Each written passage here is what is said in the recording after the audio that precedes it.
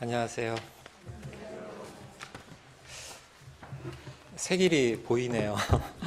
함께 공부하고 함께 기도하고 또 함께 행동하는, 안으로 공동체를 이루고 또 밖으로 하나님의 뜻을 실천하기 위해서 행동하는 그 모습이 보이는, 아픔도 있고 기쁨도 있고 슬픔도 있고 웃음도 있고 감동도 있고 또 고뇌도 있는 세계를 보았던 것 같습니다. 함께 한 해 동안 걸을 수 있어서 참 기쁘고 고맙습니다.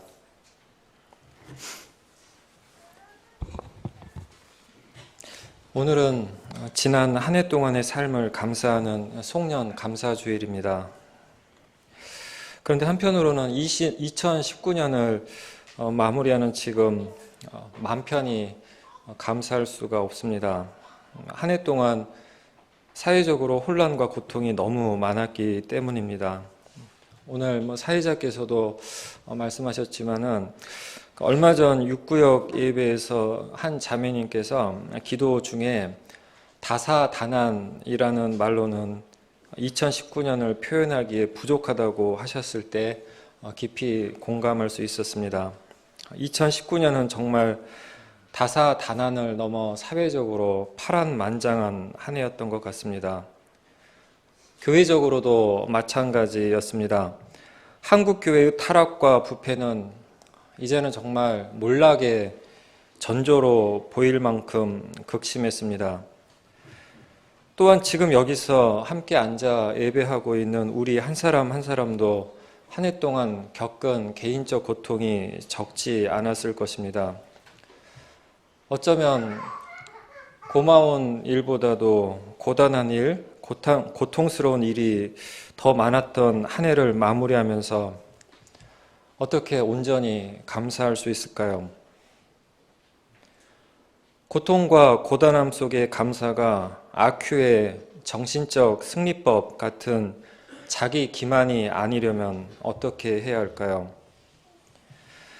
한 해를 보내는 이 시점에서 그 물음에 대한 답을 우리보다 고통은 훨씬 더 많았고 감사할 일은 훨씬 더 적었던 1세기 사람 바울의 삶과 신앙을 통해 함께 생각해 보고 싶습니다. 사도 바울의 삶은 두 단어로 요약할 수 있습니다. 고통과 감사입니다. 그는 평생 고통 속에 살았던 사람이고 평생 감사하며 살았던 사람입니다. 서로 대조되는 것 같은 고통과 감사가 바울의 삶에서는 어떻게 양립하며 공존할 수 있었을까요? 바울이 그리스도교 이야기에 처음 등장한 것은 불행하게도 첫 그리스도인 중 하나였던 스데반을 돌로 쳐 죽이는 끔찍한 폭력의 현장이었습니다. 바울은 그때 가해자 중 한 사람으로 그 자리에 있었습니다. 그 사건 이전 바울의 삶은 단편적으로만 알려져 있습니다. 하지만 사도행전과 바울 자신의 편지들을 통해 그가 유대 율법에 정통하고 헬라 사상에도 통달했던 바리새파 청년 지식인이었던 것을 우리는 알 수 있습니다. 또한 바울이 당시 로마 제국 전체에서 1, 2%에 불과했던 로마 시민이었던 것을 보면 그가 특권층이었던 것도 우리는 추측할 수 있습니다. 그런데 예수 그리스도를 만난 후에 바울의 삶은 요즘 말로 폭망이었습니다. 특권 엘리트로서 종교 권력과 정치 권력의 탄탄대로를 걸을 수 있던 청년 바울이 예수를 만난 후 평생토록 좁은 길, 위험한 길, 십자가의 길을 걸었기 때문입니다. 끝없는 고통의 길이었습니다. 바울은 그가 겪은 고통을 고린도후서 11장에 기록하고 있는데 그 묘사가 몸서리 쳐질 정도로 구체적이고 생생합니다. 이렇습니다. 유대 사람들에게서 마흔에서 하나를 뺀 매를 맞은 것이 5번이요 채찍으로 맞은 것이 3번이요 돌로 맞은 것이 1번이요 파선을 당한 것이 3번이요 밤낮 꼬박 하루를 망망한 바다를 떠다녔습니다. 자주 여행하는 동안에는 강물의 위험과 강도의 위험과 동족의 위험과 이방 사람의 위험과 도시의 위험과 광야의 위험과 바다의 위험과 거짓 형제자매의 위험을 당하였습니다. 수고와 고역에 시달리고 여러 번 밤을 지새우고 줄이고 목마르고 여러 번 굶고 추위에 떨고 헐벗었습니다. 십자가에 처형당해 죽은 예수님을 기억하며 따르던 그 시대 그리스도인들이 모두 사회적 소수자로서 고통을 겪고 있었겠지만 바울의 고통은 그 중에서도 정도가 더 심했던 것 같습니다. 바울의 이러한 고통을 더 자세히 들여다보면 그의 고통이 삼중적이었다는 사실을 알 수 있습니다. 우선 첫째, 바울은 육체적 질병으로 인한 고통을 겪었습니다. 고린도후서 12장 7절을 보면 바울은 자기 몸에 가시가 있다고 고백합니다. 그 몸의 가시가 무엇인지에 대해 학자들마다 의견이 분분합니다. 그 가시가 뇌전증을 가리키는 것이라는 주장도 있고 만성 두통이라는 주장도 있지만 그것이 정확히 무슨 병이었는지 우리는 알 길이 없습니다. 다만 분명하게 알 수 있는 것은 바울이 그 가시를 사탄의 하수인이라고 부를 정도로 육체적 질병으로 인한 고통이 극심했다는 사실입니다. 그 고통이 너무 크고 깊었기에 바울은 그 병을 없애달라고 하나님께 3번이나 간구했지만 그의 기도는 응답받지 못했습니다. 바울은 육체의 가시인 병과 함께 병과 더불어 평생을 살아야 했습니다. 둘째, 바울은 종교적 정치적으로 심한 박해를 받았습니다. 고린도후서 12장 10절에서 바울은 그가 병약함과 함께 모욕과 궁핍과 박해와 곤란을 겪었다고 고백합니다. 앞서 읽어드린 11장을 다시 살펴보면 그가 유대 사람들에게 여러 번 맞았다는 이야기가 나오는데 40에서 하나를 뺀 매, 즉 39번의 매를 맞은 것은 당시 율법상 유대 회당에서 매질할 수 있는 최대가 39대였기 때문입니다. 즉 유대 회당에 가장 심한 처벌을 당한 것입니다. 그리고 채찍질은 당시 로마의 처벌 방법이었습니다. 앞의 매질이 유대의 종교 권력으로부터 받은 박해였다면 뒤의 채찍질은 로마 정치 권력으로부터 받은 박해였다고 할 수 있겠습니다. 그리고 돌로 맞은 것도 언급하고 있는데 이는 군중에 의한 집단 폭력을 의미합니다. 이처럼 바울은 유대인, 로마인, 군중 할 것 없이 온갖 집단으로부터 폭행을 당하며 살았습니다. 바울은 그 모두는 주를 위해 겪은 고통이라고 고백했는데 이를 다른 말로 하면 바울은 당시의 사회적 소수자인 그리스도인이라는 이유로 사회적 모욕과 혐오와 폭력을 당했던 것입니다. 또한 바울은 성서 기록에 따르면 2차례, 그리고 1세기 말 로마 주교의 기록에 따르면 7차례 감옥에 갇혔는데 오늘의 주제 본문을 포함하고 있는 빌립보서도 62년에서 63년경 감옥에 갇혀 있을 때 쓴 편지였습니다. 셋째, 바울에게 가장 힘들었던 고통은 그가 사랑했던 교회의 분열로 인한 고통이었습니다. 고린도후서 11장 28절을 보면 바울은 그 밖의 것은 제쳐놓고서라도 다른 모든 고통은 제쳐놓고서라도 모든 교회를 염려하는 염려가 날마다 내 마음을 누르고 있습니다 라고 고백합니다. 육체적 병고나 종교적 정치적 박해보다도 교회로 인한 근심 걱정이 그의 더 깊은 고통의 원인이었다는 것입니다. 이는 그가 세운 교회들이 하나같이 분열과 다툼과 거짓 가르침으로 인해 소란했던 것과 관련이 있습니다. 게다가 교회 안에는 바울의 적들도 무척 많았습니다. 그들의 집요한 적대와 공격에 바울이 얼마나 시달렸는지 그는 개들을 조심하십시오 라는 거친 표현을 사용할 정도였습니다. 바울은 그가 거짓 사도, 속이는 일꾼들, 그리스도의 사도로 가장하는 자들, 빛의 천사로 가장한 사탄, 사탄의 일꾼들이라고 부른 동료 그리스도인들 때문에 고통을 겪었습니다. 심지어 그들 중에는 이기적이고 불순한 의도로 복음 전파에 열심인 그리스도인들마저 있었습니다. 그래서 빌립보서 1장 17절에서 바울은 이렇게 탄식합니다. 시기하거나 다투는 마음으로 하는 사람들은 나의 감옥 생활에 괴로움을 더하게 하려는 생각을 품고 다투는 마음으로 순수하지 못한 동기에서 그리스도를 전파합니다. 이처럼 교회로 인한 바울의 고통에 대해 E.P. 샌더스는 바울이 유대 회당과 로마 집정관의 처벌보다 같은 교회 안에 거짓 형제들로 인해 발생할 수도 있는 위험을 더 염려했을 것이라고 주장합니다. 바울이 가장 사랑했던 교회가 바울을 가장 고통스럽게 했던 것입니다. 이처럼 바울이 평생 겪었던 삼중적 고통을 생각하면서 오늘의 본문을 읽으면 가슴이 미어집니다. 생각해 보십시오.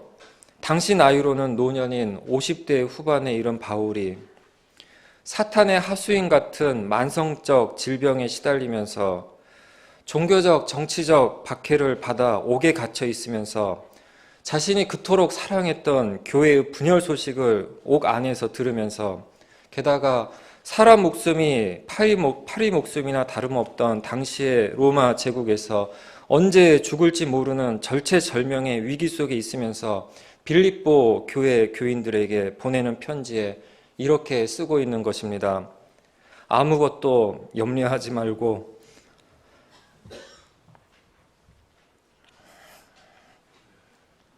모든 일을 오직 기도와 간구로 하고 여러분이 바라는 것을 감사하는 마음으로 하나님께 아뢰십시오.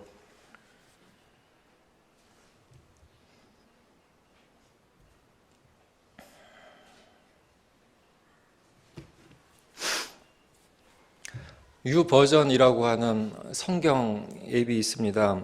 세계에서 가장 많이 활용되는 성경 앱입니다. 4억 번의 다운로드가 있었고 가장 많은 언어로 성경을 제공하고 있습니다. 근데 그 성경 앱에 따르면 2019년 세계 사람들이 가장 많이 읽고 또 하이라이트하고 공유한 성서 본문이 바로 이 빌립보서 4장 6절이라고 발표했습니다. 왜일까요?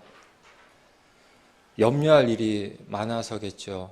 고통이 많고 불안이 많고 불행이 많기 때문에 바로 이 빌립보서 4장 6절이 세계에서 2019년에 가장 많이 읽혀지고 가장 많이 공유되었던 본문입니다. 마치 바울이 겪었던 고통에서처럼요. 도대체 이 사람 바울, 이 고통의 사람 바울이 동시에 감사의 사람 바울일 수 있게 한 힘은 무엇일까요? 저는 이 간결하면서도 강렬한 본문 중에서 특별히 감사하는 마음에 주목하게 됩니다. 감사하는 마음은 무엇일까요? 감정일까요? 감사할 만한 일에 대한 반응일까요? 감사의 수도자라고 불러도 좋을 만큼 감사의 주제를 오랫동안 성찰해온 데이비드 슈타인들라스트는 감사는 감정이 아니라 태도라고 합니다. 감사의 심리학자인 로버트 이먼스도 감사는 스스로 선택할 수 있는 삶의 태도라고 합니다. 즉 감사는 또는 감사하는 마음은 감사할 만한 외적 조건에 대한 반응이나 감정이 아닌 주체의 내적 태도라는 것입니다. 감사의 감정 또는 행위는 외부로부터 받은 정신적 자극이나 물질적 자원이 내게 흡족하게 여겨질 때 그것에 조건적으로 반응하는 것입니다. 그러므로 조건에 따라 어떤 일에는 감사하고 어떤 일에는 감사하지 않게 됩니다. 바울의 감사는 그런 조건적 반응으로서의 감사가 아닙니다. 그보다는 모든 일에 감사하는 마음의 태도입니다. 이와 같은 감사하는 마음은 로버트 이먼스가 말한 것처럼 바울이 스스로 의지적으로 선택한 태도입니다. 즉 감사하는 마음은 내 바깥에서 주어지거나 선천적으로 얻어지는 것이 아니라 내 안에서 의지적으로 내가 선택하고 후천적으로 개발하는 것입니다. 그래서 심리치료사 데프니 로즈 킹만은 감사는 마음의 습관이며 영혼의 영적 훈련이라고 합니다. 우리가 감사 리스트를 만들고 감사 일기를 쓰고 감사 명상을 하는 것은 감사를 우리의 습관과 우리의 태도로 만들기 위함입니다. 그런데 여기서 우리가 잊지 말아야 할 것이 하나 있습니다. 바울이 갖고 있었던 감사하는 마음은 정신적, 심리적 태도보다 훨씬 더 깊은 영적 차원의 뿌리를 두고 있었다는 사실입니다. 바울의 감사하는 마음은 단지 인간의 심리적 태도가 아닌 하나님께 감사하는 신앙적 태도였습니다. 그의 감사하는 마음은 하나님에 대한 전적인 믿음의 표현이었던 것입니다. 바울이 고통 속에서도 하나님께 감사할 수 있었던 것은 하나님이 그를 고립과 고통 속에 홀로 던져놓지 않으시는 분이라는 것을 굳건히 믿고 있었기 때문입니다. 바울은 그가 비록 감옥 안에 있었지만 동시에 그가 항상 주 안에 있다는 진실을 결코 의심하지 않았습니다.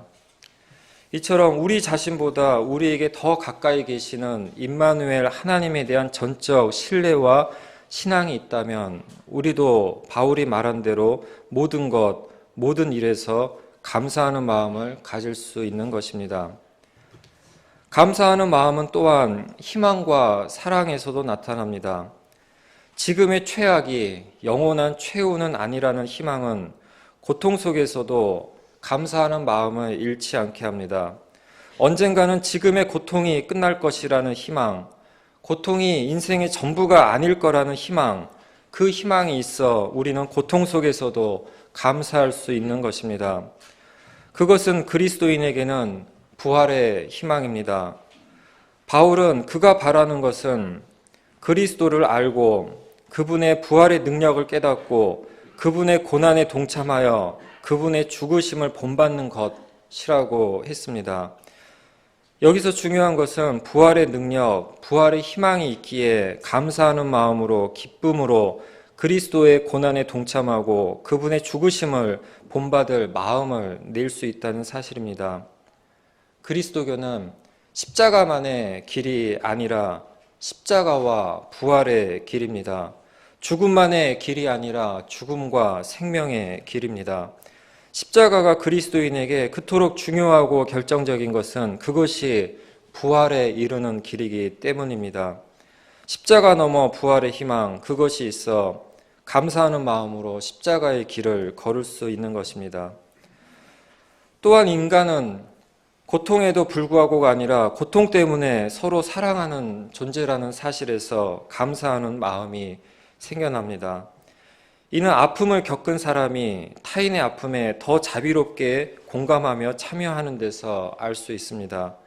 마사 누스바움은 인간이 타인의 고통에 자비심을 느끼는 조건 중 하나로 그 고통이 자신의 삶에서도 일어날 가능성이 있다고 생각되는 것을 들었습니다. 그런데 고통의 가능성을 헤아리는 정도가 아니라 고통의 현실성을 온몸으로 겪고 있는 이들은 타인의 고통을 자신의 고통으로 느낍니다. 어떤 면에서는 고통이 깊은 이들일수록 감사하는 마음을 더 깊이 갖게 됩니다. 왜냐하면 고통 속에 있지 않은 사람들에겐 당연한 것이 고통 속에 있는 사람들에게는 특별하고 한없이 소중한 것이기 때문입니다. 그래서 고통 속에 있는 이들의 감사야말로 가장 진심 어린 감사입니다. 저는 여러 해 전부터 세월호 참사 희생자 가족과 함께하려 애써왔고 지난해부터는 4.16 예배팀에서 함께 참여하고 있습니다. 어제 말씀 증거를 준비하다 문득 생각이 나서 세월호 희생자 가족 예배팀 인스턴트 메신저에 감사라는 검색어를 실행해 보았습니다.